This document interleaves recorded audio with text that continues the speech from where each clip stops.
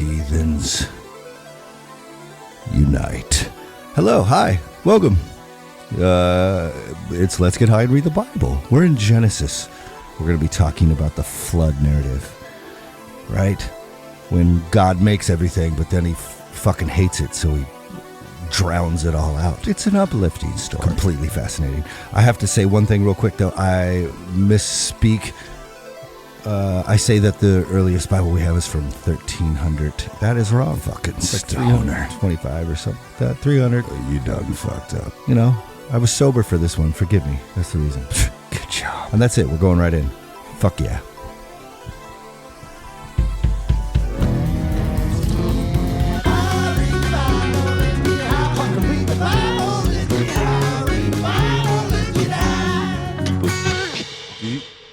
Dude, so like, I just got back from a funeral. Yeah, well, we haven't talked, so I was assuming that's what happened. Yeah. Oh, yeah. Celebration of life, really, man. Okay. Yeah. And that's the first time I've been in a Catholic church in a while, a long while. Yeah. And so it was like that. I sent you the picture of the platinum Jesus. Yeah, that was there. That's the one. That's the one they walked down the aisle with, And, oh my God. And I was just sitting there like, please don't burst into flames. Please don't burst into flames. Please don't burst into flames. I mean, I'm pretty sure I'm right about all this stuff, but you never know. There's no atheists in foxholes. Huh? Yeah, exactly. Yeah. And, but we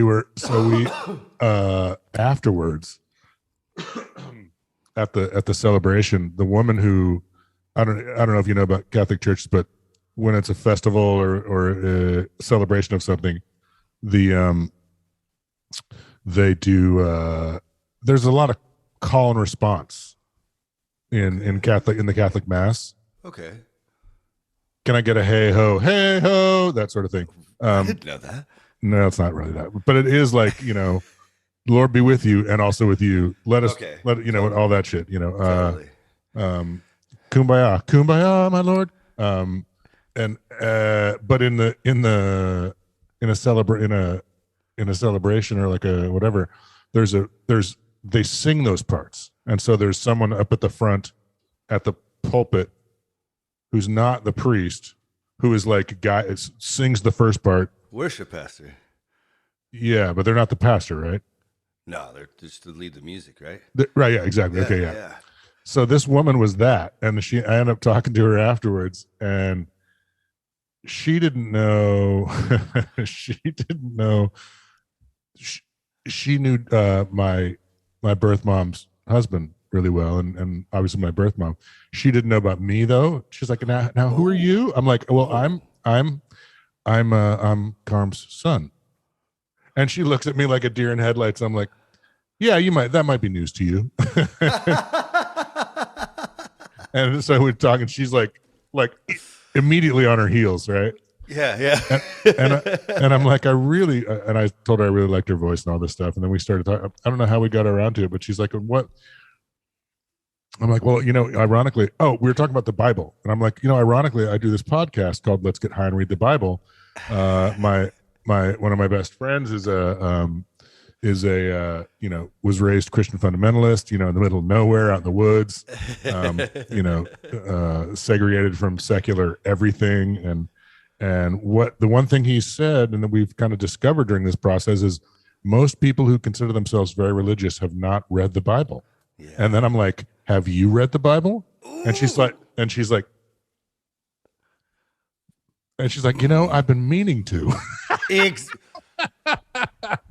I want to get up. I want to stand up. Well, I mean, and I'm not making fun of this woman. She was very, very sweet and very, very, and she understood I wasn't putting the screws to her. No. We were having a nice conversation about the irony of that. And she's like, I'm one of those people. It's like, it's true. It's like, I've read bits and pieces, and it's like, and then I was talking to my aunt and her sister, my mom and her sisters, and they're immersed in Catholicism. They're like, professional. Well, it's like they've been doing it their whole life, and I'm like, have you read the Bible? and they're like, little pieces of it, it's like, Yeah. and Little it's like, pieces. yeah. I'm like, well, do you know that they had giants and they were having sex with the women, and like, yeah. So I did say that part, but the part that I was really the dual creation myth. Yeah. Is with the Catholic Church waving the original sin flag so hard. Yeah. That's why I go, because it's like, it's almost more important. The two creation myths together, ignoring the first one, is almost more important to me than that there were divine beings roaming the earth. and that should say something, Yeah. And the illiteracy is so, that woman works in a church. That woman is on stage at a church. She's the, what did you call it? The worship leader. The worship leader. Yeah. And that's that's a career, by the way. You can make really, really good money now at churches being a worship leader. Like a bunch of, and as a musician, I get it. If you're on staff at a church playing all the music and programming all that shit and doing all that stuff, especially if you're good at it, you don't have time. You don't have time to read the Bible.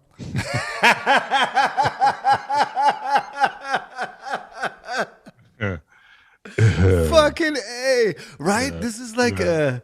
So yeah, it was. I spent a lot of time this weekend talking about this podcast and talking about the Bible. Like that's like, so fun. I it's from the same. Well, I'm realizing now that like when we, like, it's wonder to me. That's what this like the Bible is. It's like, it's just full of wonder, and it's crazy to me that people who are really into religion or really into, basing their spirituality on this manuscript document, collection of stories, whatever you want to call it, don't have the gumption or don't see it as a natural need to study it or to even read it, man. They've read Stephen King, they've read The 50 Shining. Shades of Grey. They've all read that. 50 Shades of Grey sold more copies than any book alive for those like X many years. Yeah. Yeah. It's just, I don't understand that part. Well, I never did either. And I grew up so segregated, like you said, that I did not know this was a thing. Because like it was explained to me that God wrote a book. And I didn't want to go to hell. So I figured you might want to do your homework. I literally taught myself to read the Bible. I was illiterate till I was 14. And, my first secular job, because I built homes and I worked at a tree farm and I'd done some odd jobs, and they were all for Christians. So the first time I ever met or was around people that weren't Christians was at Starbucks in Maple Valley, Washington. And I used to read my Bible before I went to work there. And people would like stop and like look at me, and like sometimes these really rad people would come over and be like, give me all these accolades and like, oh, it's so amazing you're doing this. What you reading for? And and I'm just like, why is this? Don't you do this every morning? Isn't this how you start your day? It is the Word of God. You might want to check it out. You hide the Word of God in your heart so you do not sin against God. That's what it was taught to me. And it's like,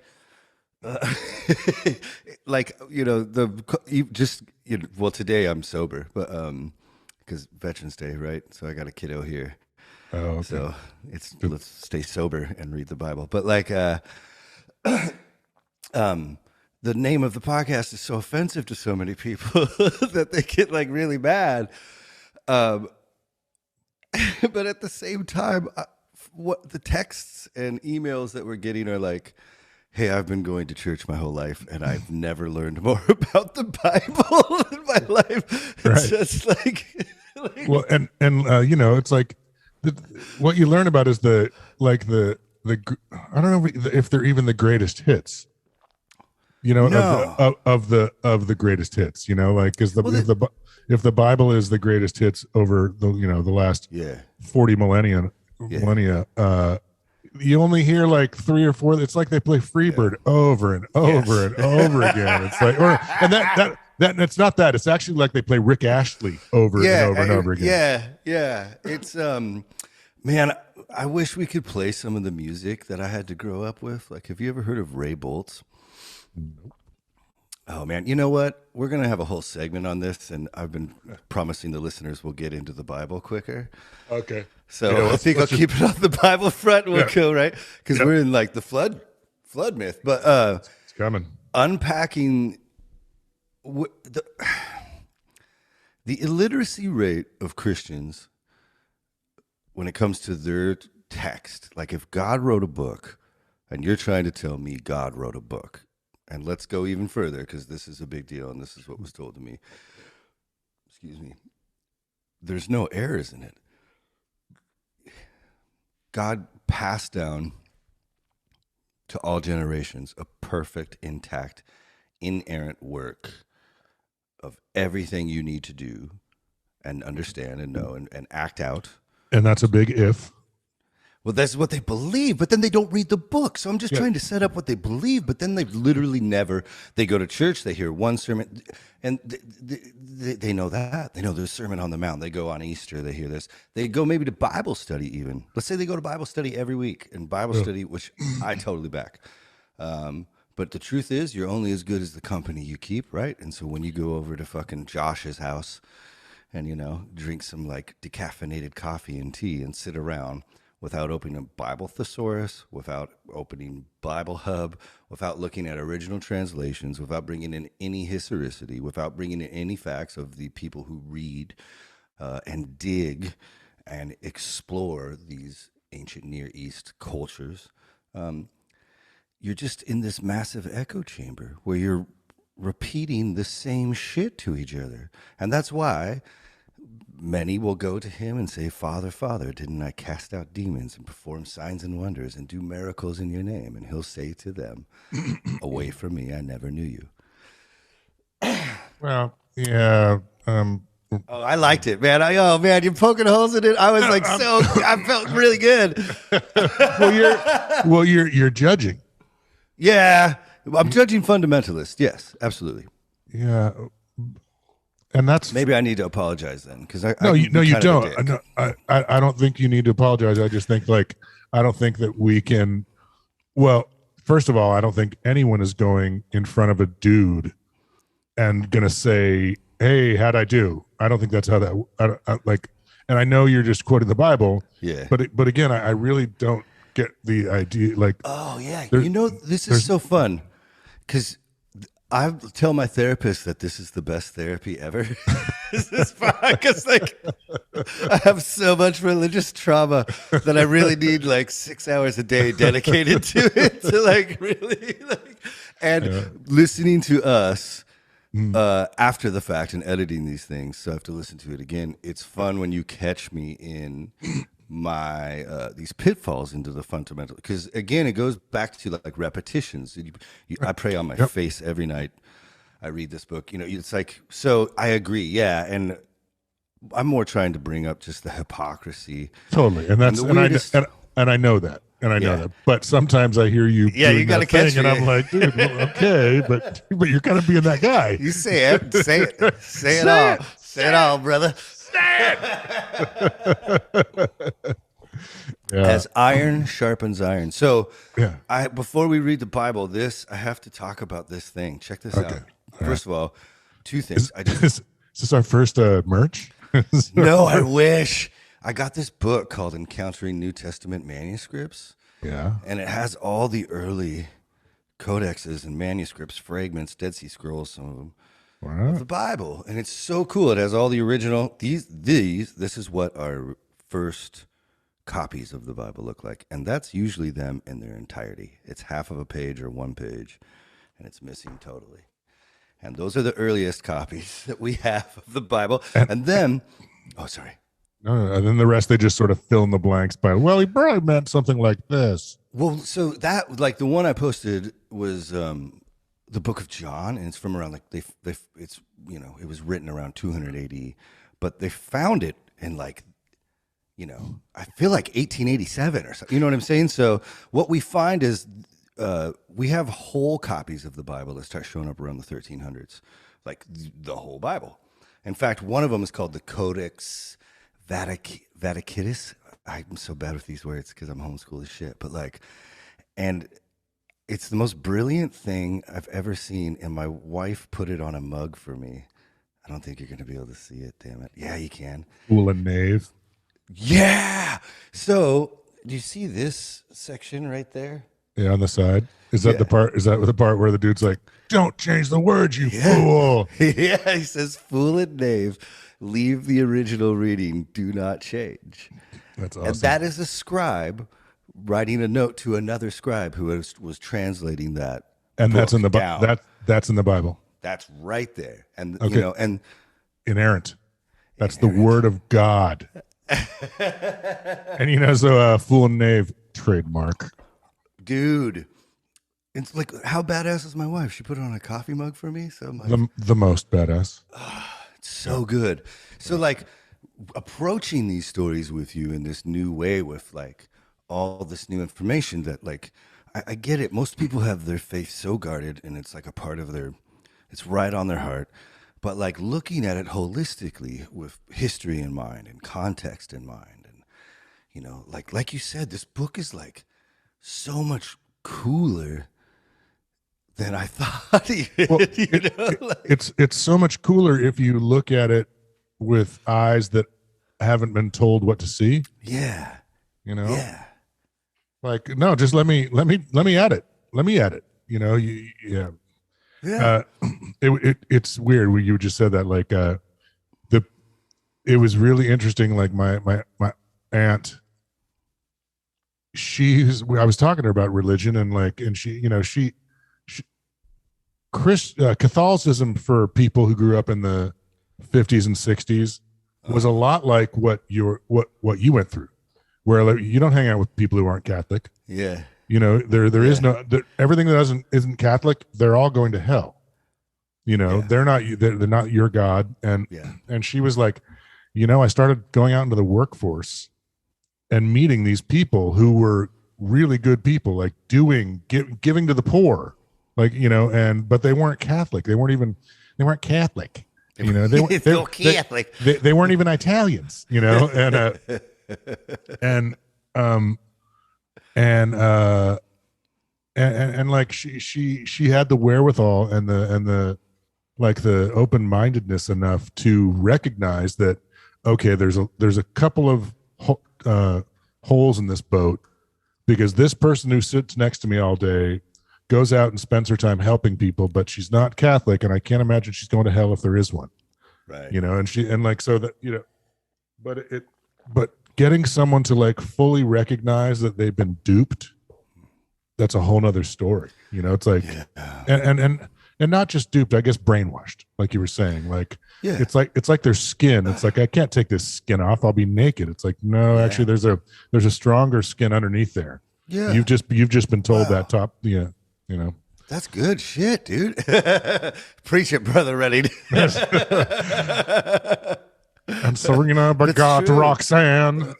Yeah, it's true. Like that, you know, I go through, well, you know, like I'm lucky that I had so many crazy, like, I guess, intense, what you call tragedies in my life to really help. Like, cause you know, my family grew up as this unit. Like we ran businesses together and, you know, we're still close. I love them. But, like, instead of going to school, we built a house. Right. That was our life. And eventually, because of wrong decisions, like we lost that house, you know. And it was at the same time I like lost a band and a marriage and everything just failed. And it was so catastrophic. And I had tried so hard. I'd read the book every morning. I'd like, you know, I tried so hard. It was able to like put enough spin on me. You know what I'm saying? Like, I get it. It looks scary, but like just as bad as it has been wherever you are in your life right now, it's going to be that much better once you figure it out, once you fix the fucking problem, right? And if you are like, I mean, I heard this pastor say something was awesome one time, and I actually use it all the time. He said, if you want to know God's will for your life, read all the parts of the Bible you haven't highlighted. And, when you grow up in a church, like, God's will is everything. Because if you're doing the will of God, like, everything you do will succeed, right? And it's this thing they brainwash into you. But, you could also, someone could say that's like, they just want to have a good life, if you just want to do the maximum good. Well, it's probably lying behind all the other shit you're not dealing with or talking about or thinking about, Right. So you've read these parts of the Bible and you've highlighted them, but you never dove into these other verses. Man, being stoned and doing this is way harder than being high and doing this. Being stoned. Being sober. Sorry. Being sober is harder. Yeah, this is way harder to do sober than it is stoned. Yeah. See, that's funny. I think the you stoned, me not stoned. That's the money. I agree. You're my lighthouse. Well, but also but you're not. You're doing. I think you're just self-conscious, but you shouldn't be because you're doing awesome. Yeah, no, it's good. Great, because it's fucking hard. So we've set up a lot throughout these podcasts about how we're approaching reading this section of the Bible, what we're thinking about, how it was, and we got pretty fucking far, right? Yep. We're on chapter 7, right? Is that what it is? I think yeah. We finished the Nephilim. And now we're into the real, actual Noah story. So this is where, to me, shit. I mean, I get, shit's already crazy complex. And recap. Well, say it again. What about recap?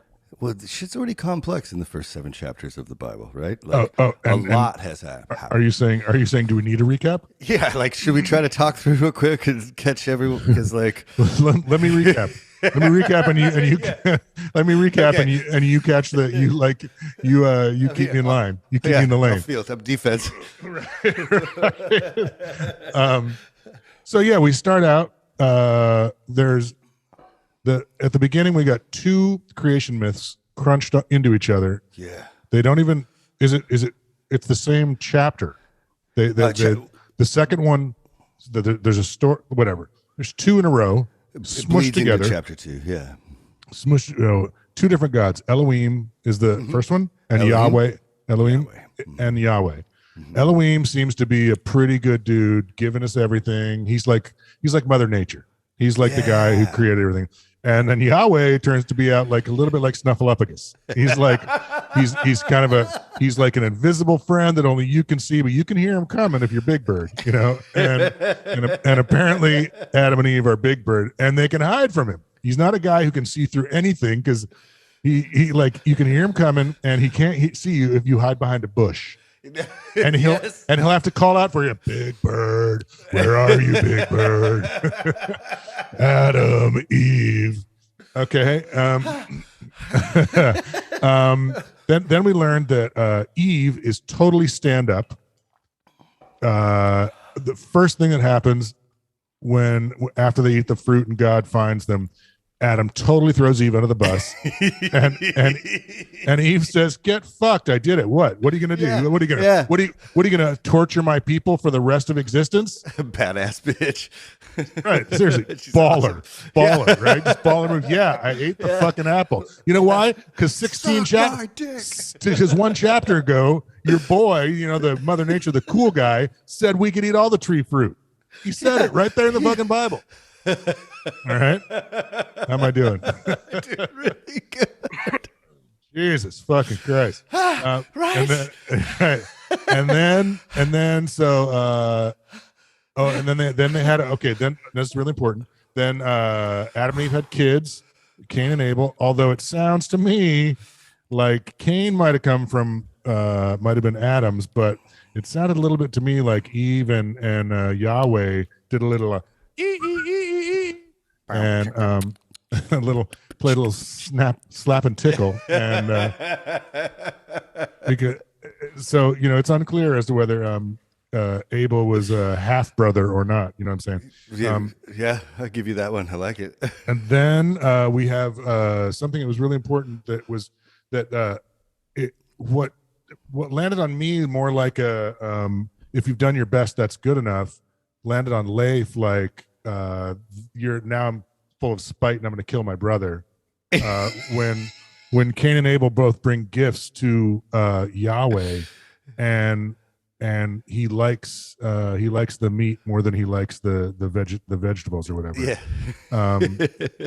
But and then Cain gets all bummed, and God's like, "Dude, why are you bummed? You did the best you could. You should be stoked." And that was like we had a like kind of a moment there where you're like, "What? No, Yeah. but what? Yeah. Breaking through layers. Yeah, right. And then it starts with the begot. Although, there's a couple more things that are important. When Elohim makes man and woman, he makes them at the same time, not one from the other. Mm-hmm. And he also, as if he's speaking to a room full of divine beings, says, "We will make them in our likeness." Yes, sir. And then later on, when Cain is tossed out of Eden for killing Abel, Cain says, "Well, you may as well just kill me now, because anybody who sees me will know I've been tossed out of Eden, and they'll just kill me." Mm. And God, as if standing in front of him, says, "I'll put this mark on you." Yep. And that way, anybody who you run across, who could that be? Because apparently, anybody you run across will know not to kill you because you're my guy. Yeah. Which is crazy, but whatever. So Yeah. There's already people around that might kill somebody if they don't have, Well, yeah, and where they come from. Yeah. Yeah. Yeah. If you don't have the Snuffleupagus mark, you could get your, Now, but also too, real quick, just one, Adam and Eve get kicked out of the Eden before they have Cain and Abel, but then Cain gets kicked out of that tribe, whatever that is. Oh, okay. So, but right. keep going, because you're doing fucking spectacular. Okay. And then we get to the begots, basically. Then we get to the 900 lifetime, the 900 years of existence per person. And it lands on me like these are, it's unclear. Like maybe it's so old that gravity and oxygen were different, so people lived longer. I don't know if it's real or whatever, but it sounds, and we don't have answers, and we never will, but it's like a lot of them didn't. The story says that they don't notate the first kid until earliest 70 years old, latest like 120 or 130. Yeah, they have kids real late. And it seems, well, they start having kids real late. Yeah. And it seems like it landed on me like that, like if whatever, puberty, like they're not mature beings until they're fucking 70 or something.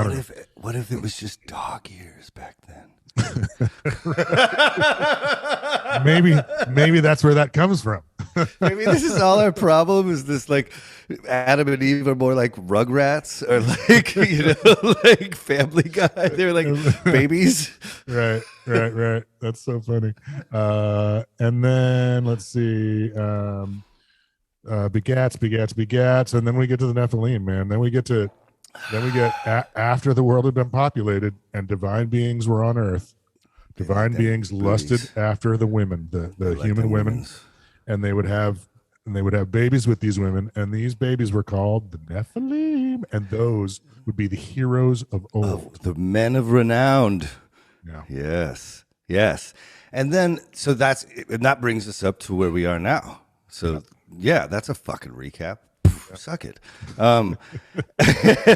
So one thing that was mind-blowing to me, my notes keep closing, so I'm sorry to fuck with this, but I took all these notes and it keeps turning off. One thing that was mind-blowing to me about studying this shit as I get older, especially those first creation narratives, is that the civilization in which Israel as a nation grew out of have a lot of these stories written down on tablets way 1,000, 1,500 years before these. And just like I was telling you about that Mesopotamian creation myth with Marduk and Tiamat and like that whole thing, the Enuma Elish. Well, have you ever heard of the Epic of Gilgamesh? Yeah, Yeah. we talked about that. Well, they're the entire flood narrative is exactly the same. So I know it's weird to give away stuff at the beginning, but let me get to this where I highlighted because they share so many similarities in obscure ways that it's like it's really hard to divorce the idea that these people borrowed this story from these people, that they took this flood myth and made it their own. That the flood myth, I mean, and it turns out that almost every religion, almost every people, not even religious based, have that flood narrative. So it's not like, and that's what we're saying is a lot of this is just older. It's just older than everybody knows. It's so yeah, no, And you're totally right. And Babylon, where this Epic of Gilgamesh comes from, they were like, it was near all these rivers and they would have floods all the time. And Canaan, where the Israelites lived, didn't have that kind of flooding. So there's weird stuff like that, like so that but it also, the flood narrative shares with the Epic of Gilgamesh the materials used to build the ark: wood, pitch, and reed. The dimensions of the ark, both the same. The decks of the ark, both the same. The population, both the same. The flood, the mountaintop landing, the birds, dry land, all set free, and a sacrifice. So that's that. This story we're about to get into shares all of that and predates it by a fuck ton, by over 1,000 years. Man, what is going on? Oh, I know what's going on. Let me get this fixed. Why don't you take over? The divine being saw how beautiful the daughters of men were and took wives from among those that pleased them. It's hard to get away from. That so apparently Genesis 6 chapter 2, that's my jam. For real though, it's like, yeah. Oh, and we missed something. That it was around the Nephilim time that before that, because right after that, the Lord said, "My breath shall not abide in man forever, since he is since he too is flesh." As if God was saying he was flesh. Let the days allowed him be 120 years. My breath shall not abide in man forever, since he too is flesh. That's pretty weird. That's fucking weird.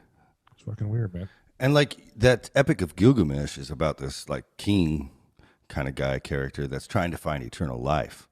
And so what he does is he's like, I forget how, I think he wins some battle or finds some oracle, and this oracle or this whatever, he finds out that this guy Utapishma, I think,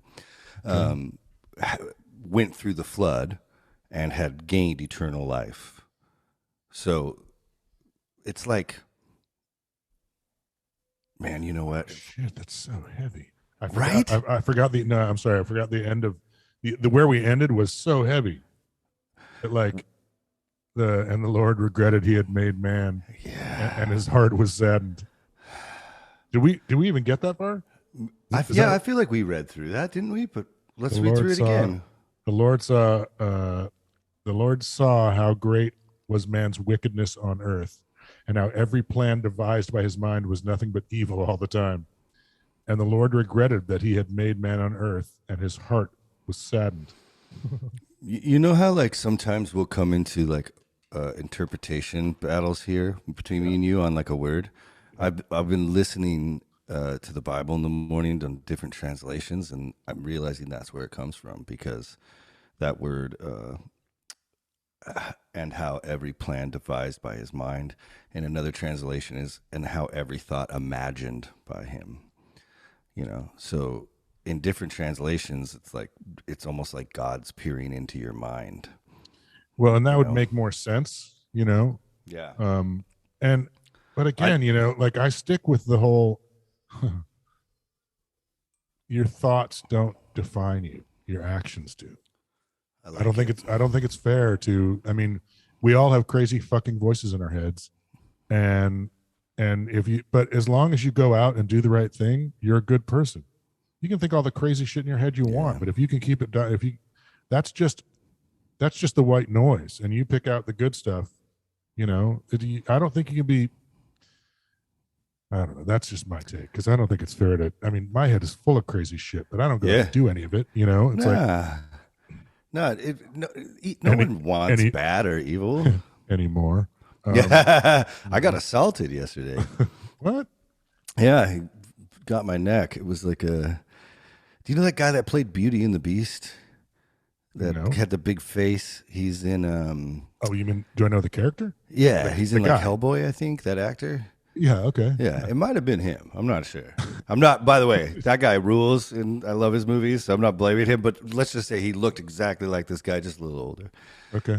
But yeah, and we had, he was trying to go across the crosswalk when I was walking. I was like, I'm not going to tell this story. Now I'm telling it. So in Santa Monica here, like I walk my kid to school. I walk a lot, and you see a lot of people get hit by cars, actually.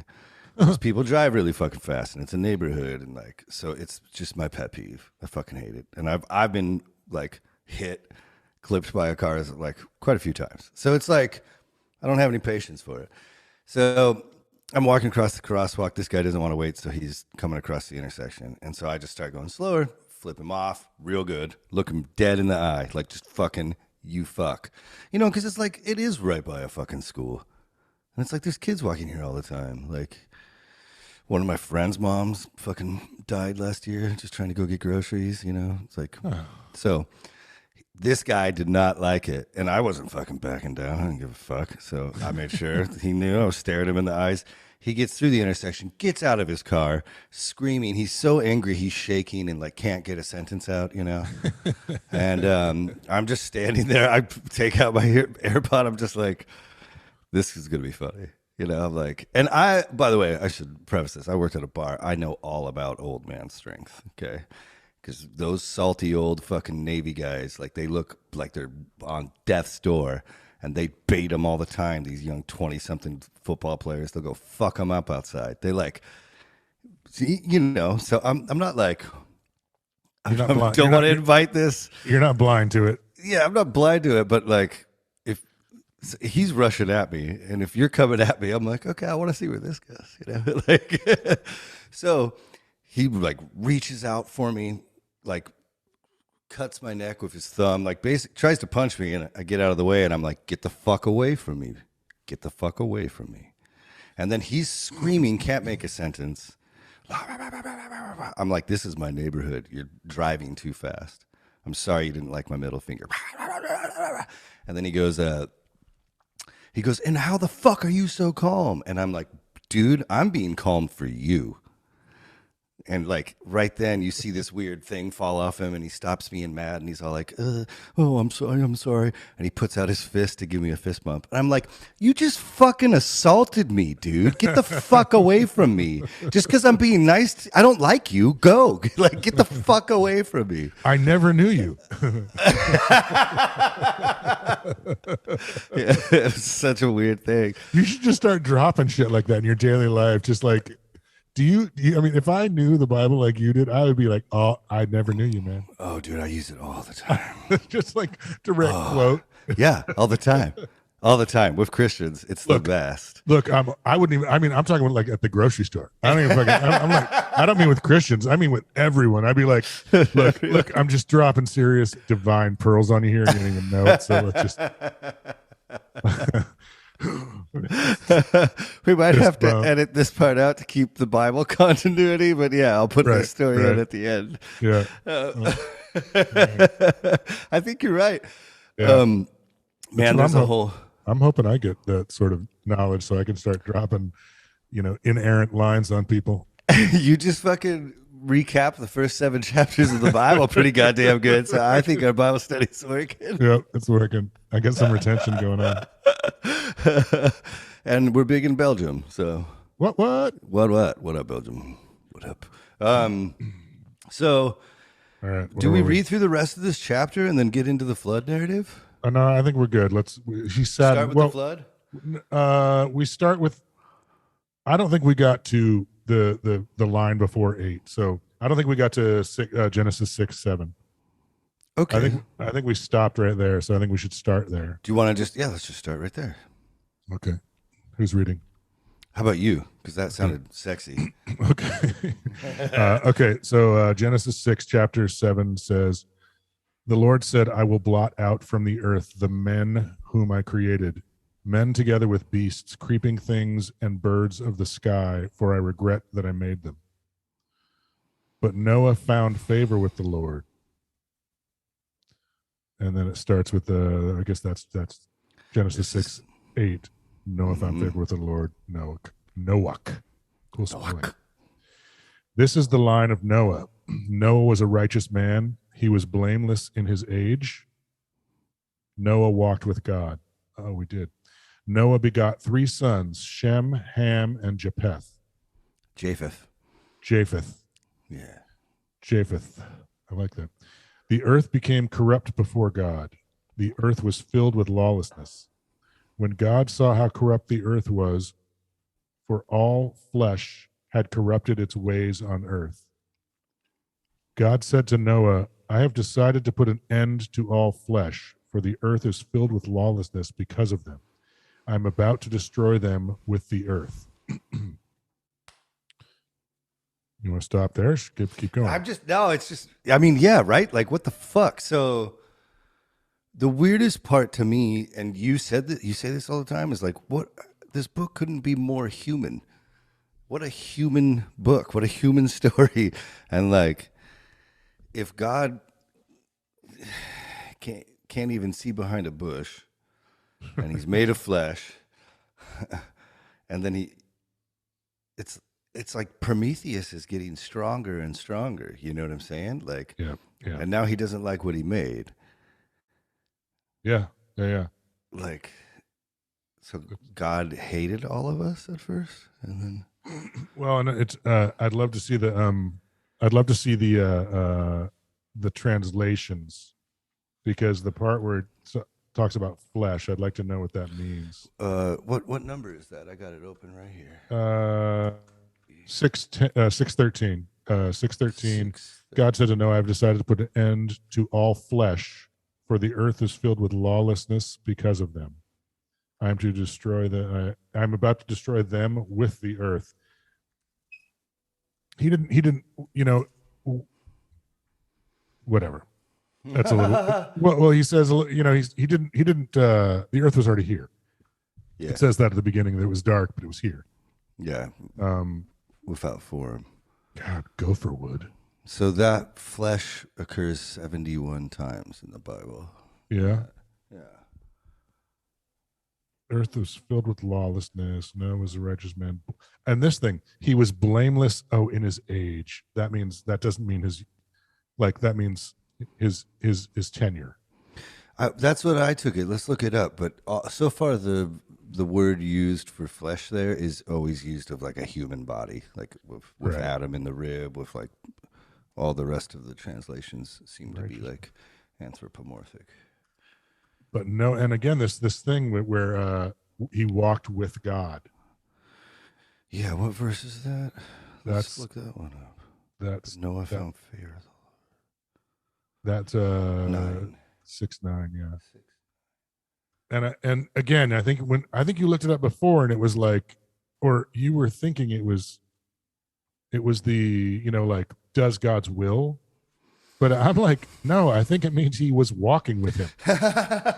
Like, like giving counsel, Yeah, I just saw a video of them doing like speed walking in the morning together, or like he's Darth Vader to Grand Moff talking, or yeah, whatever. That's way better. Or no, with the Emperor, it's Vader to the Emperor sort of thing, like yeah, like an apprentice in a way, Yeah, or I guess if he. Well, because the Emperor's divine. He's got magical dark side powers, right? Yeah, 4 occurrences of walked. And what are the? Is it? seems to be all about walking. Yeah. Actually walking and not like it's not Yeah. it's Arise. it's literal. Yes. Seems literal? like so. We've got Genesis 6:9. In his time, Noah walked with God. There's since Genesis 13:17 says, "Arise, a walk about the land." Genesis 17:1 says, "Almighty walked before." So it's all like the act of walking. It's actually walking. Yeah. So like they chilled. Yeah. The fuck. Yeah, dude. So how do you chill with God then? Like if that's a fucking option, it's like I don't know, man. Let's go back to the story. Let's read on. let's read on. All right. God said to, oh, I said that one. Make yourself. Okay. Genesis 6:14. Make yourself an ark of gopher wood. Make it an ark with compartments and cover it inside and out with pitch. This is how you shall make it. The length of the ark shall be 300 cubits, its width 50 cubits, and its height 30 cubits. Do you know a cubit you can kind of think of as from your like elbow to your middle finger? Okay. That was about the length. Make an opening for daylight in the ark and terminate it within a cubit of the top. Put the entrance to the ark in its side. Make it with bottom, second, and third decks. For my part, I am about to bring the floodwaters upon the earth, to destroy all flesh under the sky in which there is breath of life. Everything on earth shall perish. But I wish to establish my covenant with you, and you shall enter the ark with your sons, your wife, and your sons' wives. And of all that lives, of all flesh, you shall take 2 of each into the ark to keep alive with you. They shall be male and female. From birds of every kind, cattle of every kind of creeping thing on earth, 2 of each shall come to you to stay alive. For your part, take of everything that is eaten and stored away to serve as food for you and for them. Noah did so, just as God commanded him, so he did. Damn, son. I wonder if people have built the boat since then. You know? Oh yeah, there's a fucking shitty, ridiculous museum in Kentucky about it. You haven't heard of that? No. It's amazing. There's this like Australian guy, and I get it. A lot of people like him because one way to gain a lot of quick popularity and some cash is just to peddle a softer version or a cooler version of fundamentalist ideals, you know? And so it's called the Creationist Museum, I think, or something. But he had a debate with Bill Nye, like on. Oh, that YouTube. was the guy? Mm-hmm. Oh, I didn't know. Okay, and I've heard of that guy. He got dismantled. Well, that's because he's full of shit. It's really, yeah, it was really weird. And in the museum, they have like all these pictures of like what it would have looked like, and Adam and Eve and all the animals. And like, it's hilarious because like all the Adam and Eve that are depicted in these pictures are like Northern European. They look like me. They look like Leonardo da Vinci's gay lover. Yeah. Yeah. Dude. Did you use that? Did you get to use that at the Catholic Church? Seb did not like that.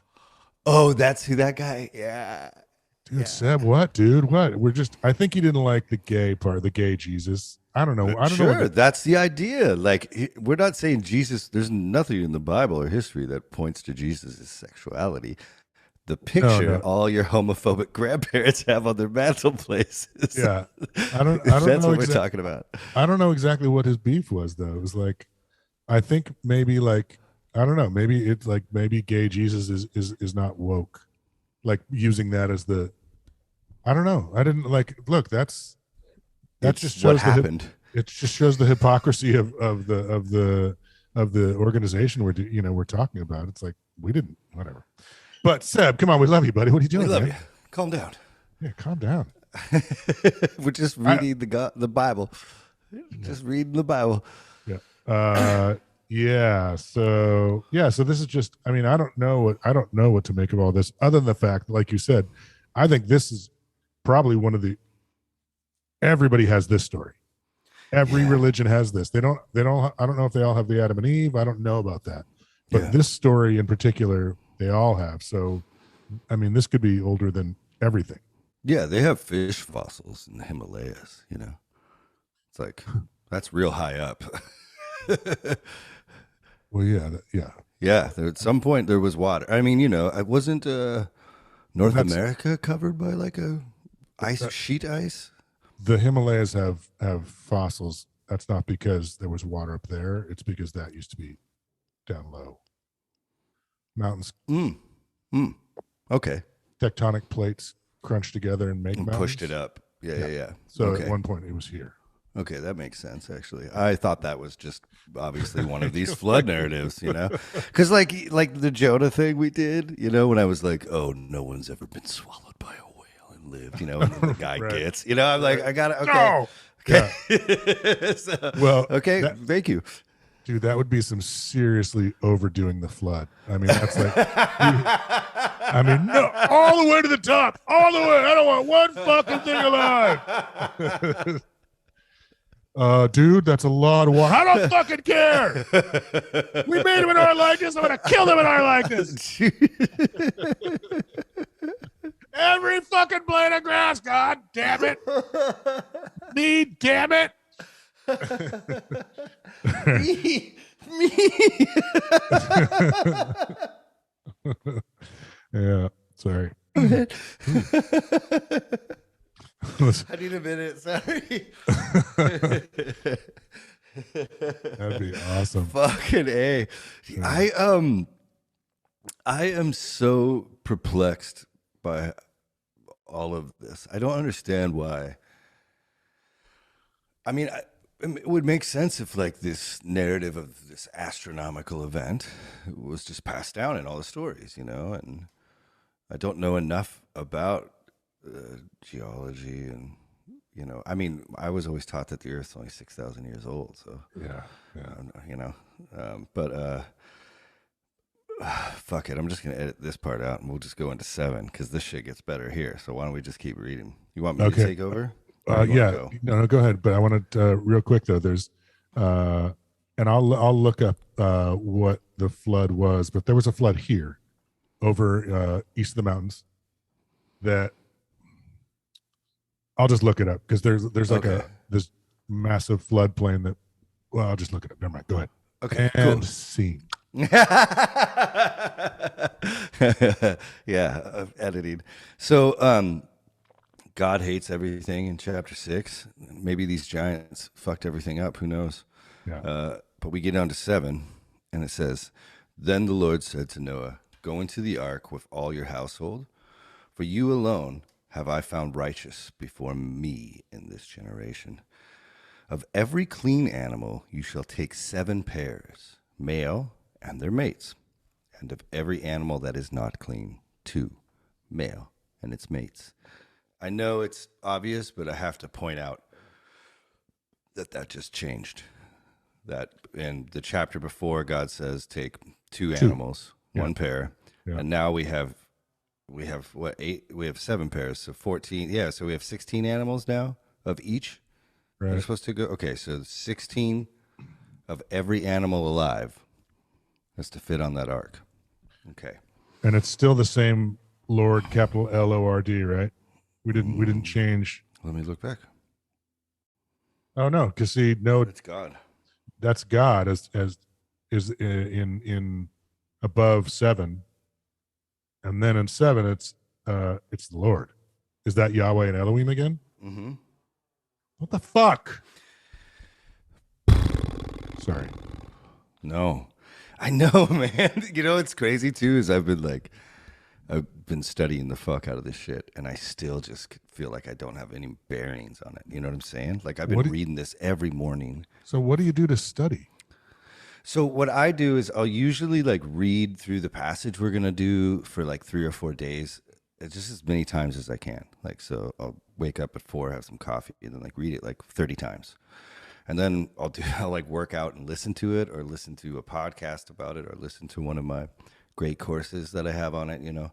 Mm-hmm. And then I try to like use Bible Hub to reference some of the weirder verses that like we kind of do here in Lifetime, you know, and that's it. But like with that, you know, I'll use Wikipedia sometimes. And even if it's And not what are you right, And what are you looking for? Why read it 30 times? Why? something I missed, you know, because it's just like, one, I have such a, what is that, pre-existing condition. I have such religious trauma that it's like it's hard for me to see what it's actually saying. Perspective. Perspective.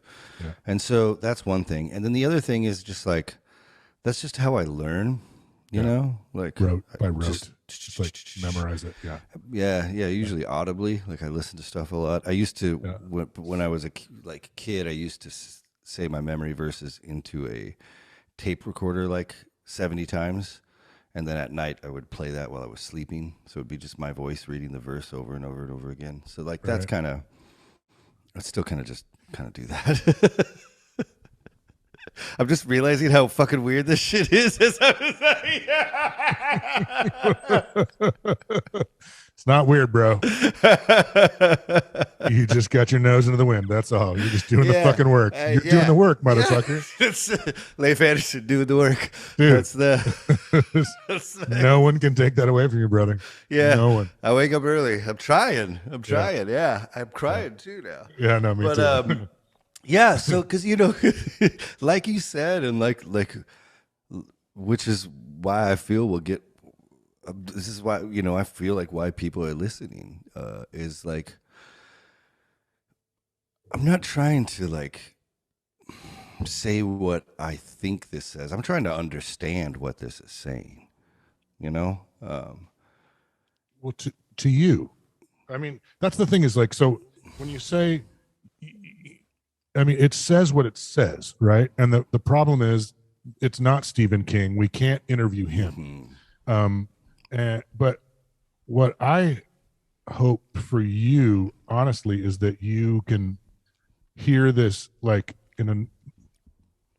like you've been saying, like unpacking a lot of the trauma involved in it, because you have such a relationship with it that it should be yours entirely, and it shouldn't have anybody else's. There shouldn't be any other voice or instruction in your head other than yours. You know what I mean? Yeah. Yeah, it's fun. You always catch me in these, and I need them. And the funny part is now that I've edited them so much, I know what your voice does when I fucked up. It's like it's like Pavlov. You start. You know when you lose a fight, it's like that. Everybody's like, "Damn it, it's me again. It's my fault." Maybe we might have to trade off on the editing, I guess, huh? Yeah. I know what you're gonna do, Jeff. I think it's this is my favorite part is like, it's funny. I'm like really fascinated by this book again and by this idea, and like I think religion has been hijacked, and I entirely, yeah, you know, and also not even just but people give it away. It's not like they don't have to. Well, before, I think when you were young, that's not fair. Yeah. And you're taking it back now, and it's not fair because what they do is brainwash people, or they'll beat you into submission. They like literally, back in just back to all the way back in history until about 10 minutes ago. They beat you. They beat you to death if you didn't bend the knee at the stake. Yeah. So, but so I forget what you were saying, but that's like that part where, but now grown adults, in the year 2021 with the internet, not like looking into it for themselves, not fucking even reading the book. Look, it's on my fucking phone. I read it when I'm taking a crap. It's like I'm doing the work, and I don't have a relationship with this book. It's like. Yeah. I don't understand the part where you can't just like flip it open, instead of, like you said, instead of like 50 Shades of Grey, instead of like, whatever Audible book you've got going on, fucking, do your work, do the work. That's why I give you the props because you're fucking doing the work. You'll do any, if there's work to be done, you're doing it. It's like, and I love that you're doing the work for yourself now. You're like doing it out of Yeah. fucking, you need to be, free of all that, whatever it was that, that you grew up in, but you still, what I love is that you're not fucking fuck all of that. You know what I mean? You're like, you're like, you want this Yeah. for yourself. And that's fuck, I think it's awesome. Well, Fucking when think you've it's been awesome. wrong before, like the depth that I've been wrong, you have to have, because I'm really honestly, like, like, I was super evangelistic. I wanted everyone to go to heaven, and then, but it was literally like, I had never experienced anything else. When I went on missions trips, which I did a lot, you take your church with you.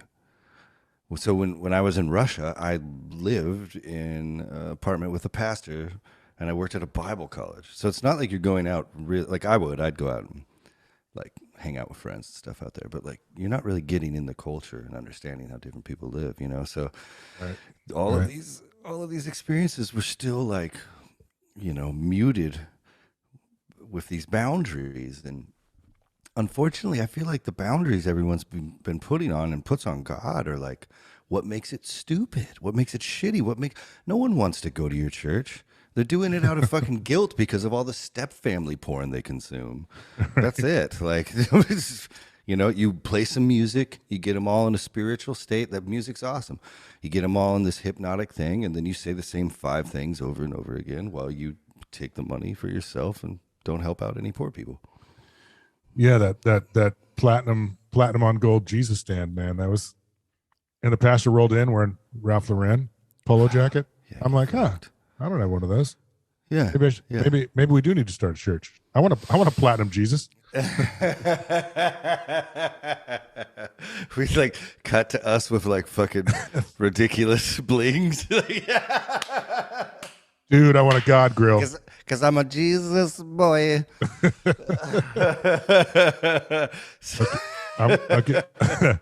I totally want a God bling. I have you ever seen a buddy of mine's son got 2 grills? Like, he did the grill? Little, so rad. He's like, I'm like, well, how do you, whatever. I'm gonna Keurig a coffee real quick. Oh, that's such a good idea. Yeah, boy. While Leif's gone, I'm just gonna tell him how goddamn proud I am of him. You do the work, man. There's no one who works harder and wants to be better. I've never met anybody who's been so willing to do the work, and I think I feel honored to be a part of this Dog and Pony show that we do every week.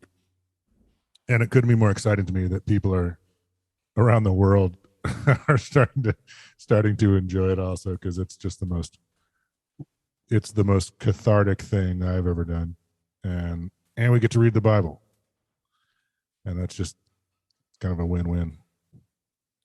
And the Nephilim, man, can you guys believe that? You got to find that. What did I say? What chapter was it? It was 6. Oh dear, what was that? Chapters, Genesis 6, chapter 2. The divine beings saw how beautiful the daughters of men were, and took wives from among those that pleased them. It's right there in the Bible. Look at this. Look. The divine beings. And when Leif and I start a band, it's going to be called the Divine Beings. Trademark. That's right. As you were, or aim for good, or what was the other one? Spoils. Spoils of Babylon. What was the word before that? Something that spoils of Babylon. Avoid the spoils of Babylon, or deny the spoils of Babylon. Tempted by the spoils of Babylon. Tempted. Tempted. Tempted by the fruits of Babylon. Yeah. Dude. We need to jump into 7. Yep. Again, how do we do that? Do we just jump right in, you think? Yeah. And edit all that shit out? the stuff that needs to, yeah. Then the Lord said, "Go into the ark, your household, righteous." Well, yeah. Okay, we stopped at 2 because of Right, the right. instant contradiction. Right, immediate, yeah. Immediate. So Genesis 7:3. Of the birds of the sky also 7 pairs, male and female, to keep seed alive upon all the earth. For in 7 days' time I will make it rain upon the earth 40 days and 40 nights. I will blot. I gotta stop. There's a bunch. There's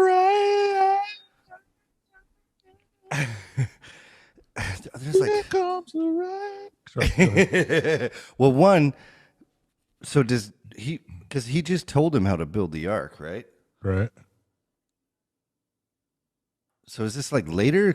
Or does the flood come 7 days after he gives him this instruction? Why? What's your beef? I think I'm. 1 second. We got to start this over. My eyes. I got like an eyelash. It's okay. It's gonna keep watering in there. Oh, you. Dude, what a baller that guy was. Roy? These are my ode to Roy. Oh yeah, that's so badass. Yeah. Dude. Yeah. He had the yellow. Yeah. Dude, what a what a baller. You know how old he was when he died? No. Ow. Guess.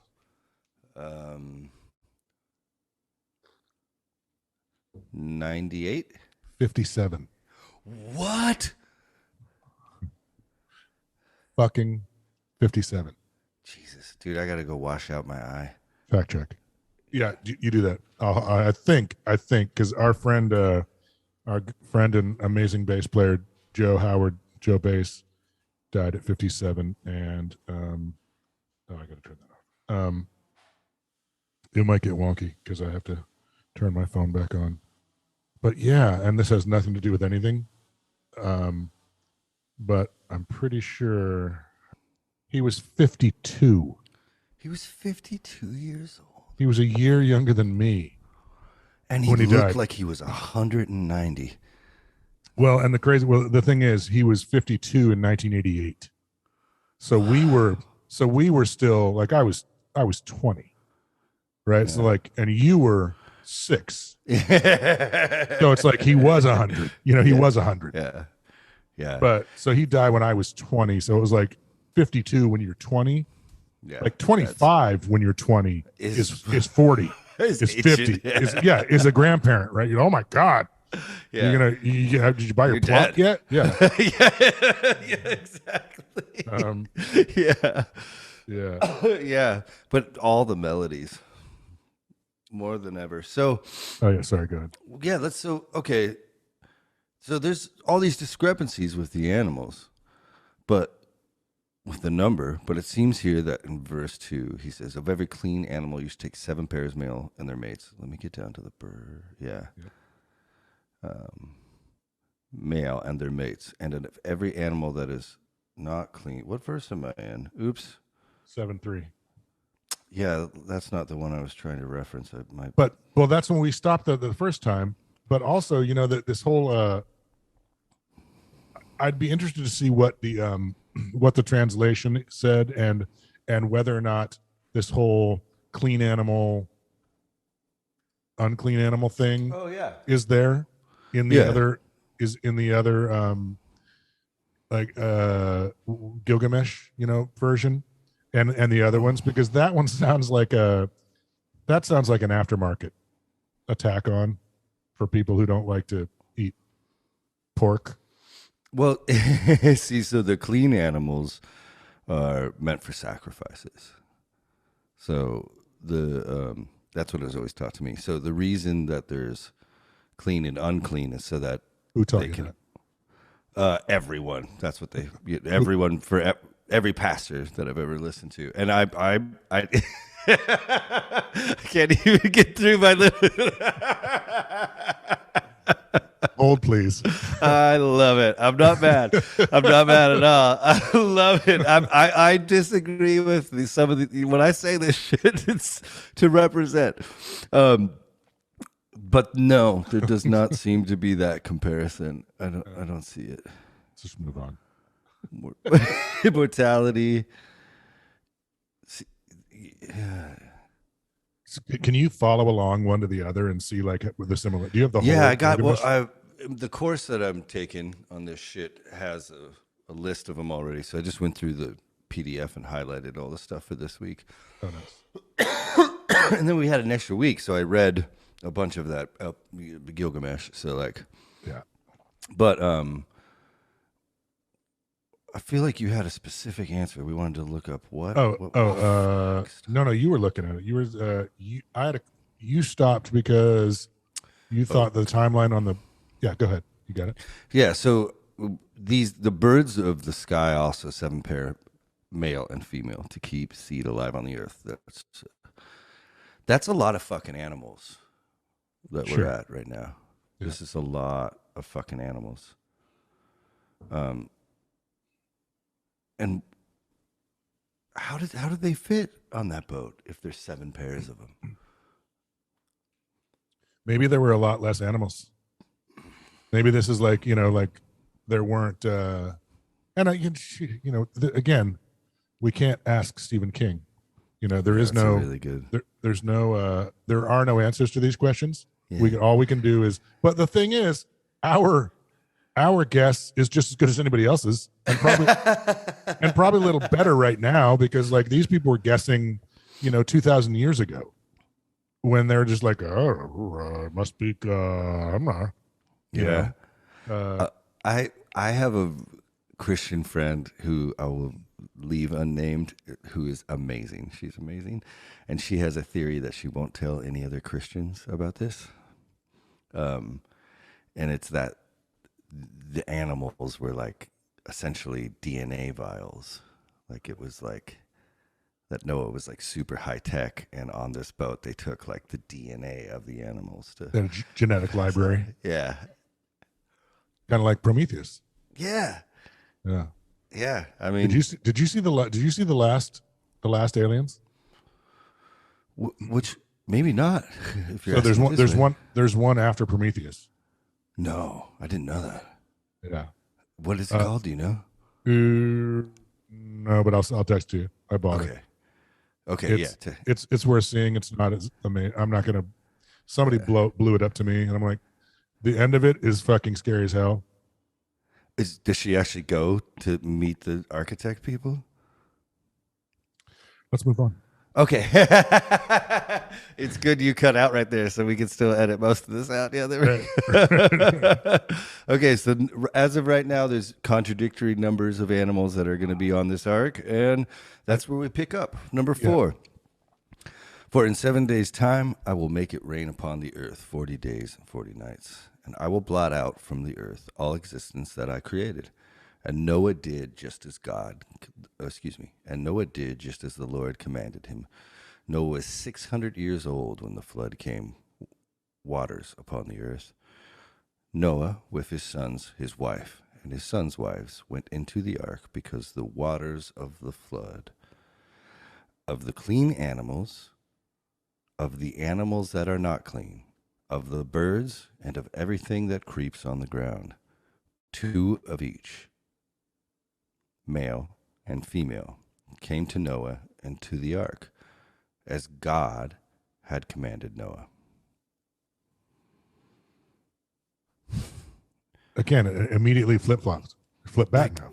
And what does that mean? Like, obviously, whoever we talk, people think it was Moses. We don't, but someone put this all together, right? So there was a person of faith. There was a person of renown that was like, all of these stories are supposed to be together. Yeah, I mean, it's exactly the same vibes. I mean, it's the same editing process as the 2 creation myths. It's that thing where it's like it's like you said, and again, it's entirely, I don't know. This just is seems a lot less important than the 2 creation myths. Like the creation myth, one is how the fucking place got here in the first place, and the other was how we came to be. Yeah. Like yeah. the the Garden of Eden seems way more human centric. Yeah. And so, but this just seems like strange that they would like that it would be like two of each, 7 of clean, 2 of dirty, I totally 2 of feel each. you. Yeah. You know, it's like it is, and like, but I think but the part that is the most confounding, I think for everyone ever, is where did all the shit go? Like that's so many animals, and like you say, how do you fit all those animals on the boat, and then what do you do with all the shit? Because you'd spend all day every day just shoveling shit overboard.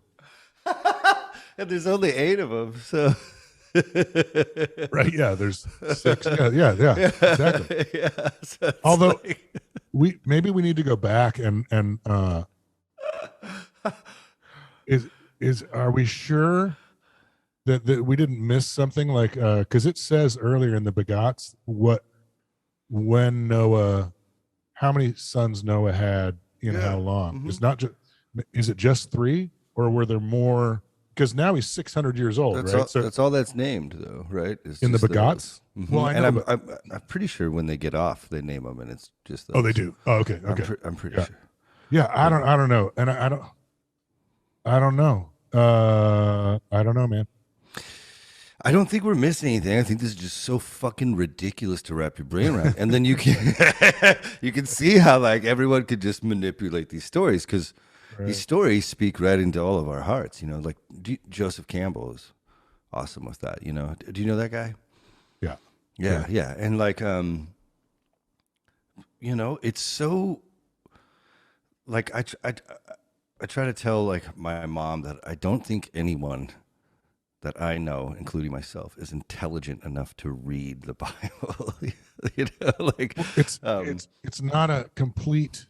It's not like it's not like a course. It's not like a for dummies. You know, it's not like it has the answers in the back. It's not. no, It's not a complete manuscript. You know, And it's there's like not. Yeah, sorry. no, yeah, that's it. It's like there just isn't like you like a lot of the things people got this from are these little scraps of paper you're showing. You know, it's like that's what they pulled this stuff from. So there's 30% at best of a story, and the rest of it's missing. So it's like we don't have the answers. We don't know why it goes from 2 to 7 back to 2. We don't know why there's this God and that God, but there's only one God. You know, we don't know if they were. We don't have the cliff notes that say, oh no, there were a shitload of gods and they were banging everything. You know, it's like it's sort of, and here's why, and here's for how long. You know, we don't have like we were talking on the last the one that just came out about like New Hope. You know, we don't have the 1, 2, and 3 episodes. We just have New Hope and Empire.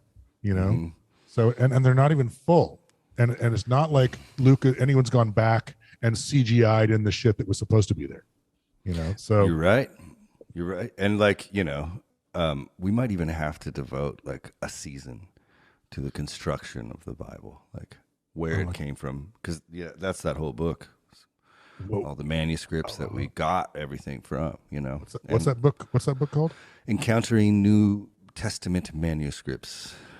It's very boring, but it's the shit for coffee table stuff for me, I think. Because like you saw, like everything we like, it's also hilarious. Oh, I can't see my camera. I always have it blocked. It's hilarious to me that our earliest copy of John looks like the fucking Wu-Tang symbol. Like that's so funny to me. That's what somebody gleaned a Gospel of John from. No, so we have later in history intact Bibles. Okay, so again, is the tone showing? Because what are you talking about? So Where do they come from? From archaeological digs and priests' tombs and scrolls passed down, and because the Bible here, what we're reading, has been passed down, but of the earliest copies, that's all we have. So essentially, what that little fragment proves is that those words of John existed in 200 AD. That's when those were written. Those down. words of John's followers.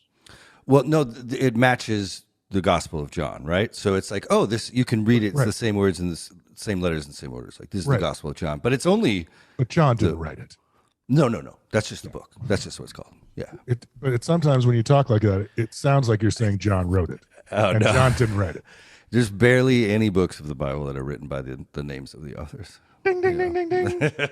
Yeah. Just True keeping fact. it just keep it in the lane. Keeping it ready. Keeping it ready. Totally. Yeah, but you know, So I'm totally going to get that book because that seems fascinating. So what you're saying is that like those pieces are from collections that didn't make it through time, and those are the only like those are earlier. Were those part of a Bible, or they were? Just that's part what of, we can assume, right? Because we only have that much of it. So we have this much of something, and so what we can say is that page of John was written in 200 AD, right? Because that's all, you know, the books get a little bit bigger, things change over time. We have all that. I'm still a little unclear on how, if that's what we have of the originals, then how do we end up with a full page in 1300?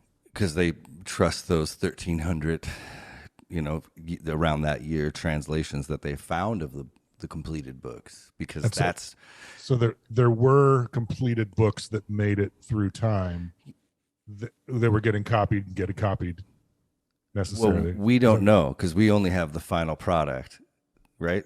So our Bibles that are full, where they have all the, you know, the entire book of Matthew, the entire book of Mark, they're later than everyone thinks.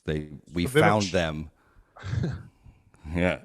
So you're saying the oldest, is this New Testament or Old Testament or both?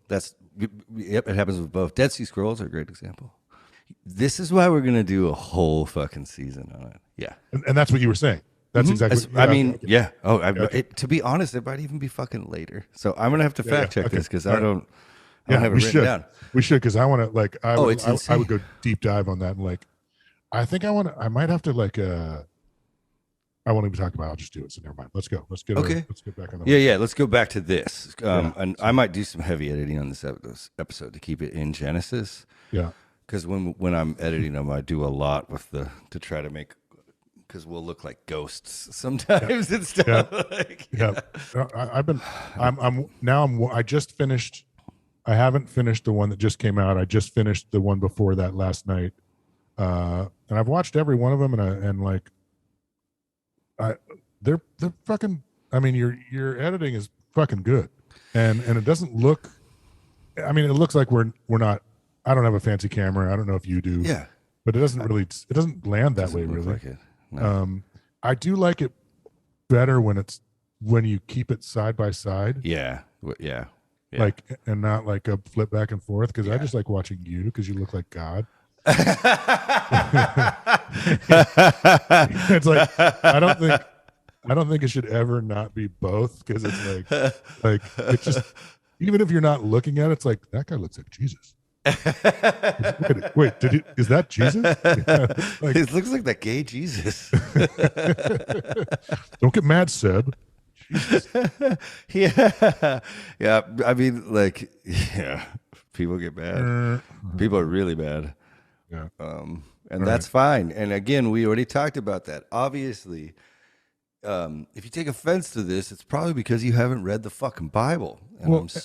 And also, you know, if you're do your own fucking podcast, you know, like if you're mad at like us for being morons, well, and I don't know, I got the feeling that he thought we were like being like juvenile. It's like, you know what, we're morons. We're going to be juvenile. It's going to happen. We don't know what the fuck we're doing. It's under comedy. We're just how can you not? Fucking God is sending down angels to fuck women and impregnate them and make giants. Dude, are we not supposed to joke about this? Come on now, dude. God is snuffleupagussing around the fucking Garden of Eden and looking for people that he should be able to, like, you know, wither.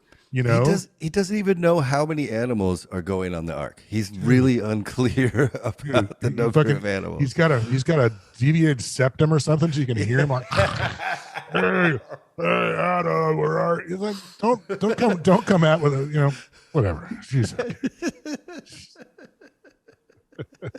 Where were we? God damn it, Seb. We were on. Let me get my fucking old man glasses on. 11, I believe. Yes, sir. Yes. Okay. In the 600th year of Noah's life, in the second month, on the 17th day of the month, on that day, all the fountains of the great deep burst apart, and the floodgates of the sky broke open. The rain fell on earth 40 days and 40 nights. That same day, Noah and Noah's sons, Shem, Ham, and Japheth, went into the ark with Noah's wife and the 3 wives of his sons.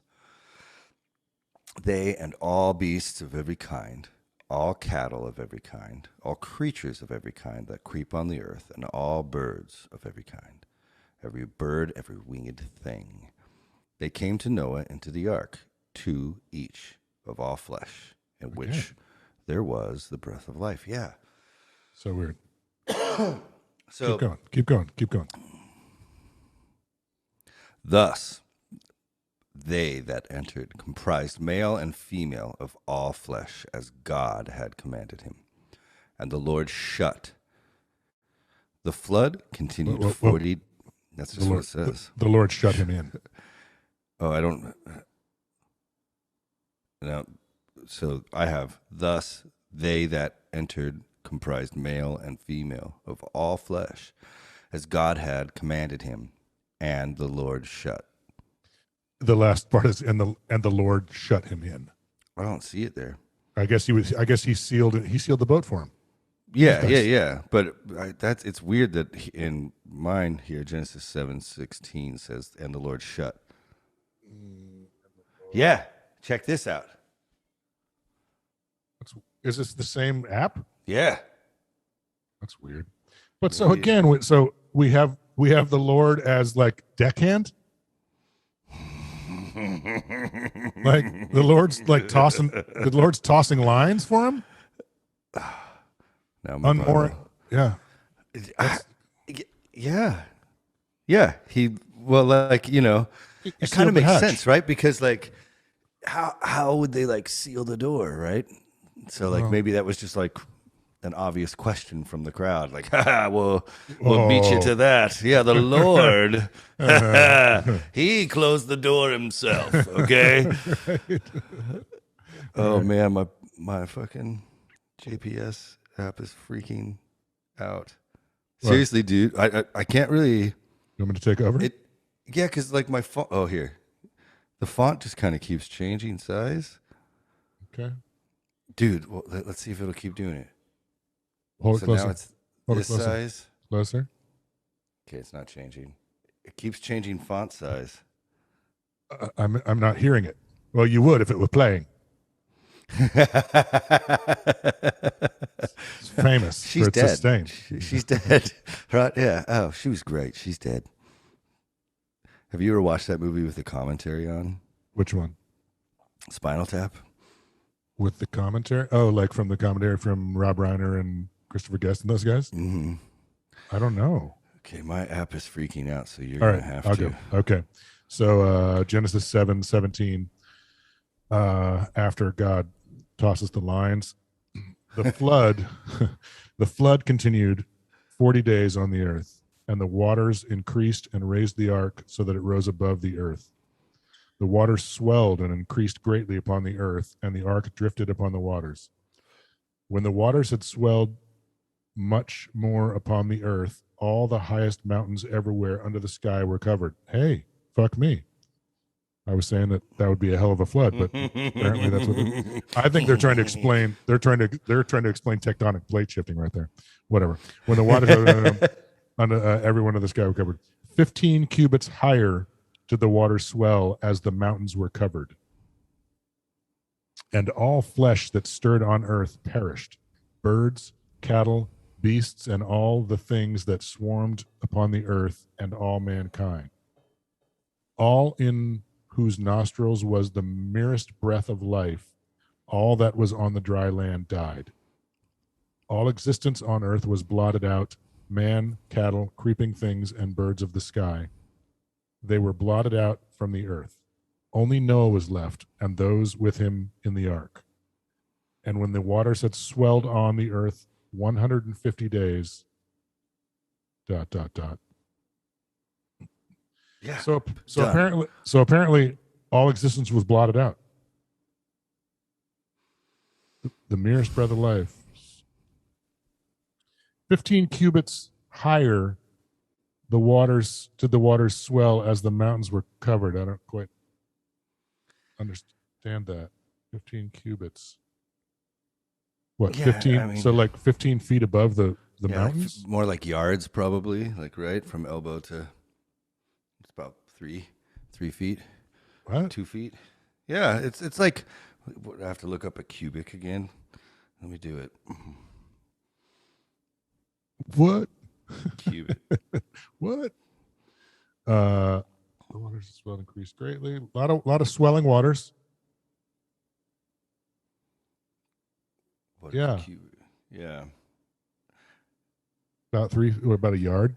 Cubit was an ancient unit of length based on the distance from the elbow to the middle finger.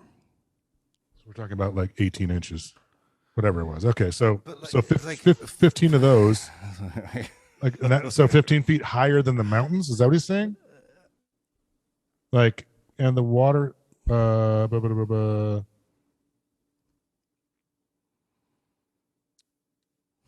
Creeping things. Only Noah. Nostrils swarmed. 15. Okay, so when the waters had swelled much upon the earth, all the highest mountains everywhere under the sky were covered. 15 cubits higher did the waters swell as the. Oh, okay, so it's like the mountains were so covered, it was 15 feet deeper than the highest mountains.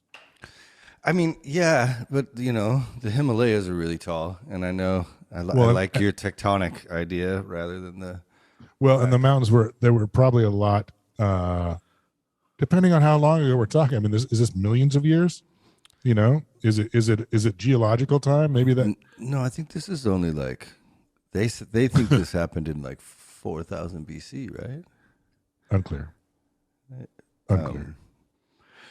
Well, who's they again? Bible scholars.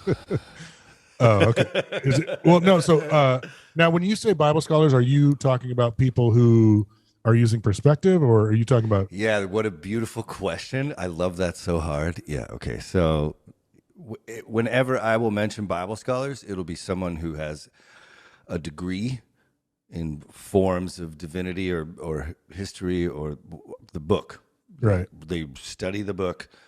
Many institutions of education, specifically in America, would call themselves scholars, and they are not even close. Again, they think that there's not a single error in the Bible. They think there's that. No, and those I don't think those people's opinions I would disregard. But I'm talking about like the guy who wrote the book on psychedelics, who's never done psychedelics. Like that's what I'm looking for. Like I'm looking for atheists who study the Bible. Yeah. Or not even atheists, but like maybe spiritual but not religious people. Yeah. And honestly, I think that's what I am. Or I don't know if that's what you are, but like I feel like kinda like dog.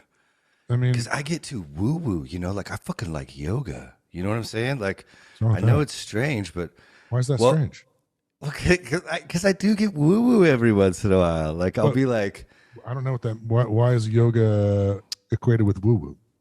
because when you grow up like me, anything that cannot be completely explained, like you could call me a doubting Thomas, I guess. Anything that you can't put in front of me, I can't really even entertain many ideas about that because my brain will just go off forever and it might not be real, and then I'll waste all this time.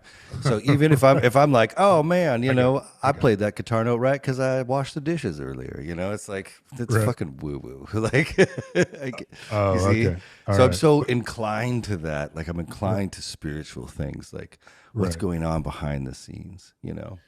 Right. Well, but I didn't get the correlation with yoga. Oh, because so many dudes and people that do yoga are just so fucking patchoulied out. You know what I'm saying? it's just like people who like Radiohead being annoyed. It's like I hated Radiohead forever because everyone of my friends that loved Radiohead were just so fucking annoying. And then years later I started listening to the record and I'm like, oh, this is pretty good. It's not religious, it's okay. Yeah. It's pretty good. It's pretty good. And I'm very comfortable not knowing about this spiritual stuff. I was a really pretty staunch atheist there for a while, but then I had a psychedelic experience. I did mushrooms, and how do you explain that? So now we're here. I think yeah. Well, I get it because you're so willing to put the work in that you have to be careful of what you let in. Yeah. Because like you say, you'll fucking run straight down that cul-de-sac. You'll like scour, run circles in the cul-de-sac. You're like, fuck. Yeah. 2 weeks later, I'm like, I'm in a fucking cul-de-sac. So, yeah. And it's like that, because of trauma, you might run down that cul-de-sac for the wrong reasons, and so I just kind of constantly have to keep checking myself. Yeah, that's good that you do, and you're fucking self-aware, man, which is more than you can say for almost everyone you grew up with. Yeah, it's I'm really. I'm not. I don't want to come across like I'm belittling people. I'm just like, if you refuse or are unable to see outside yourself and outside your perspective, then are you really what you say you are? I don't know. Well, I mean, it's kind of like it's kind of like, and again, this is not every Christian. This is not every church we're talking about. There's some great Christians. There's some great churches, but a lot of them that I grew up with, and this is why it's so hilarious, is they nerf the world around them. Like they put rubber on every hard edge when it comes to their theology, when it comes to their dogmas, and they draw absolutes. They say this is exactly what it is, but they're not willing to hold up their own interpretation of the Bible to any scrutiny outside of their Wednesday Bible study or their Sunday pastor who didn't even go to a seminary. Or even other parts of the Bible. It's like they're not willing to hold up the parts of the Bible they believe in to other parts of the Bible. Yep. It's like, wait a minute. Wait a minute. It's not choose your adventure, man. It's all one story here. Sorry. I mean, that's what they say, and it's like, that's why I had another, and I'll probably get done tomorrow, another verses. Yeah. So dope. I have so many more Greek. Have you seen have you seen Elvis doing like the shitty karate moves? No, because that's Is it oh no, have I seen him? Have I seen the footage of Elvis? Yeah. Totally. He's studied. Yeah, but he still is high as fuck. And he's a big fat. And he's like, this is what I've been doing. Oh, yeah. It's like, so they're technically real moves, but it's a big fat Elvis doing them. Right. In a gi. Yeah, I did a bunch of those. I'm going to add that. I have a bunch of different green screen clips. Yeah. So rad. But yeah, the Bible contradicts itself constantly. Well, in two fucking in the same chapter, in the same yeah. How many animals came to the ark? Was it 16 of every pair, or is it 2? Yeah, and so that's why they're unwilling to ask these questions, because they think their faith is going to unravel once you start putting the historical and contextual side to this stuff in there. They think it's going to unravel. It's like, no, this has to be perfect for me to believe it, and not, not, oh man, I was about to go dark. So, but and that's why it become. I think you're totally on point about to go dark, because it is this thing where if you've been immersed in something, it's not the fear of you're being wrong. It's more about like how much time you've spent like believing this, or like how much energy it takes to unwind that, unpack it, like you're doing right now. Like you're like, every time we get into one of these things and you're like, fuck, it's another one of these, here comes that Redding tone, it's like, I'm like, but it's like, where do normal people find that? There's only one of me, it's like, and I'm not doing it for, like, I love you and I get as much out of this as you do, but but you've done, that's because of who you are, and it's like, in a lot of people, most people aren't you, most people, and I don't care if it's Catholicism, Christianity, I don't know, having to unpack 40, 50, 60, 70 years of this immersion and this belief system that is like, or even not even unpack it, just like unpack it and lay it on your bed and look at it. It's like, what do I need all these things? I've been carrying all these things around. How does this thing serve me? How does that serve me? How does each one of these things serve me? And having to do that, that's a fucking lot of work. Well, and I referenced this earlier, but I was so fortunate to go through like so many hard years late in life when reality really hit me. And like, I had given up, like we've mentioned before, I like was on tour and was with my girlfriend. I saved my virginity for marriage. I built this house for my family. I did all these things so God would accept us and my family would be safe and everything would be good. And then it wasn't at all. And then what's that quote? Most men live lives of silent desperation. And I think that's how you get there, is you're trying your best. The path to hell is paved with good intentions. You're trying every day. You're trying your best, or what you think is your best. Right. But it might require that you have to die. You might have to kill your old ideas, and that's a lot of work. And so in that case, in that sense, you were fortunate that all of the things that you cared about were taken away from you. You got back to zero, not by your own choosing. And I think that's sort of where I got with cancer. It was like, it's that same thing where it's like, it's out of your control, but how you respond to it is entirely in your control. That's all you got. And I think you totally just nailed it. Like, that's something. It's not that people aren't willing to do that. It's like, how do you destroy everything you have on purpose? Like, and that's really what it takes, is like, you have to be, life has to convince you that what you were doing before, your plan or whatever, is flawed. And if it doesn't do it for you, that's that quiet desperation where you're just like, where religion has gotten us, this evil that it's actually brought into the world, the not the good. Is that what we were just finishing up there?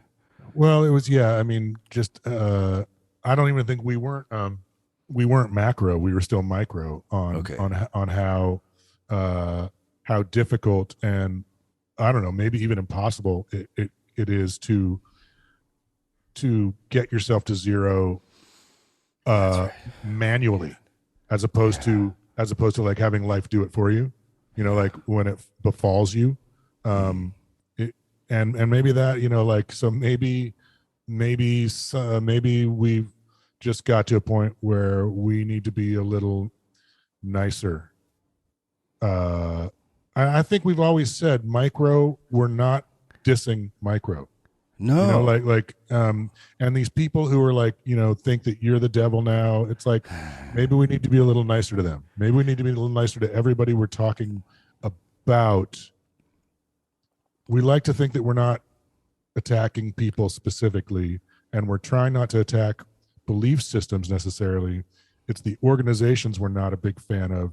But the further we get into this, it's like, you and I both had shit befall us that took us to zero. Yeah. And luckily, was your son wasn't born yet, right? Your son he was born? He was born, right? Yeah, you had a son. And you're like, oh fuck, it's like, so we both had kids, and then right away fucking got cut off at the knees. And like, would we have wished that to happen? Did you wish to lose your house? Did you wish your marriage to go south? Did I wish to, like my marriage to go south? It's like none of those things we would have done on purpose. Did I wish to lose my, music making capabilities for those, those years where, it's like none of that I would have chosen, and it made me who I am, and it made you who you are. So it seems like it would be kind of, I think I just got somewhere. I just totally realized that it's like, that's not okay to fucking judge people who haven't been chopped off at the knees, and they've just been doing this and they think it's the right thing, and that's fine. I don't really know. I'm gonna have to process this because I just I think we just blew my mind. Yeah. Well, there's a verse in Proverbs that says, if your enemy scoffs at you, compliment him. And there's some other verses that says, like, vengeance is mine, I shall repay, says the Lord. And so, like, the more they shit on us, the more I'm gonna try to just compliment them only, but that is pretty spiteful. I don't look at I think they're not our enemies, though. You know what I mean? Like, it's not even waste time. Well, it's just, I don't know. I don't. Now I'm getting woo woo because it's like, but look, we had to go through that. We went through that, so we get to own that, and we get to, and honestly, I think we were people. I don't know, man. Wow, I'm gonna have to fucking process. I'm probably tripping. It's like, right. And I don't like to.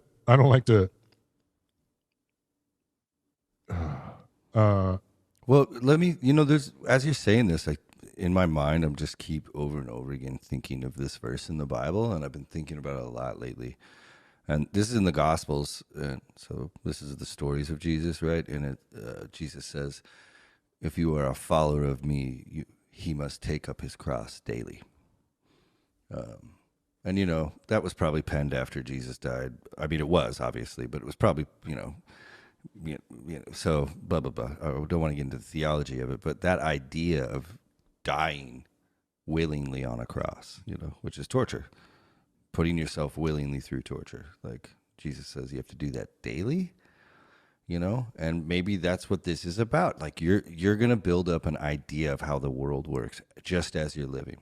And then does that idea work with reality? Does that idea not work with reality? You're going to have to adapt that as you grow. If you want to grow, you're going to be wrong. Like during all that time when all the shit was going south for me, I kept having this weird reoccurring dream of like being on a battlefield, like a Viking battlefield with like the, not the horns, but a helmet, and I had a battle axe, and I was just like fighting. And it was just all the time I'd have this dream, just fighting. And one dream I finally got to the end, and there was just like dead bodies everywhere, just like a field, like, an old war field full of dead bodies. And I'm like covered in blood, and I take my helmet off, and there's dead bodies everywhere, but it was only me fighting.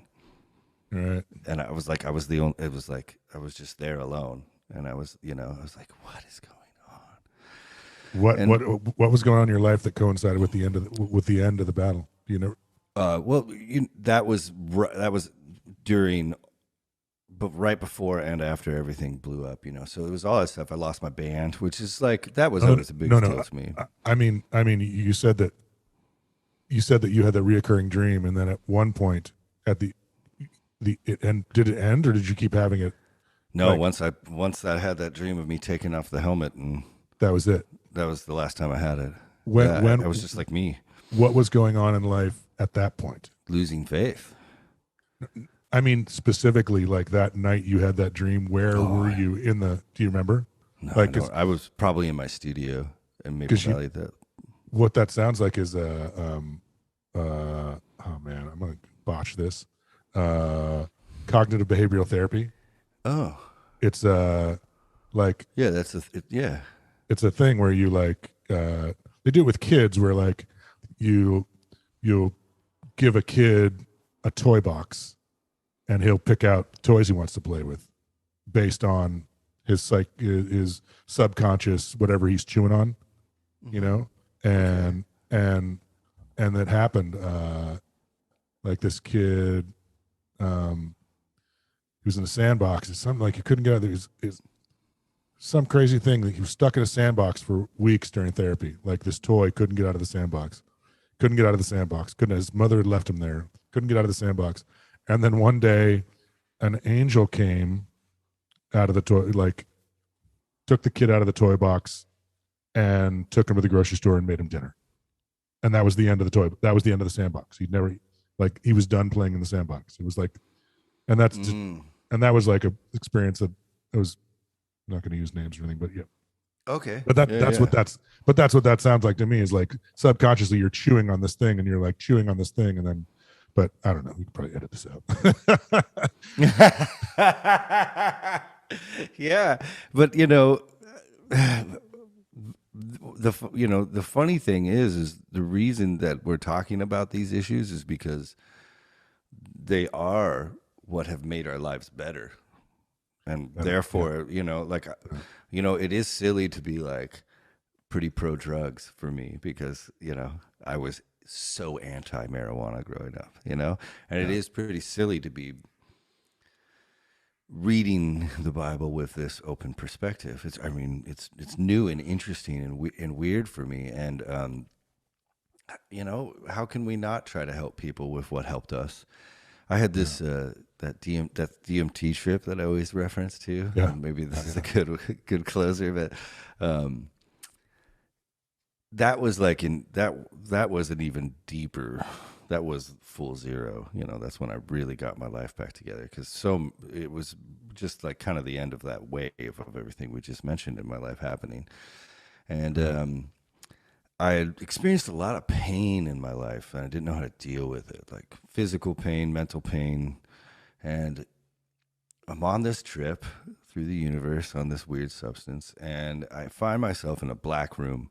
And you've seen like Minority Report, right? Right. And so you know how the screens are blue and they like kind of just appear. So it's like I could see like this row of screens, and every screen that stretched out was my whole life.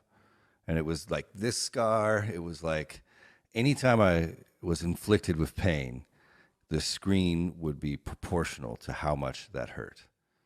Right. Yeah. And so and it was like, every time I got my ass kicked, everything, like when I stabbed a knife through my hand one time on accident, right. And it's all there, and like how much pain I was caused.